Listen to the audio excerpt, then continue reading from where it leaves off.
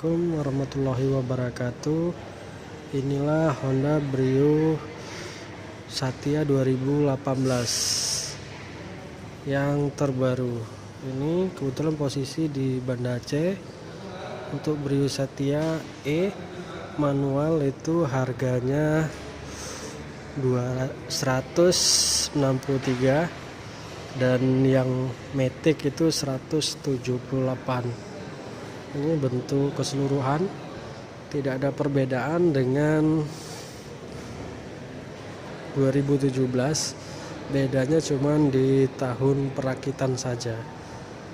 Jadi ini tampilan depannya dan ini tampilan dalamnya, tidak ada perbedaan. Bedanya cuma tahun perakitan. Yang ini dalamnya baris keduanya. Sekian dan terima kasih.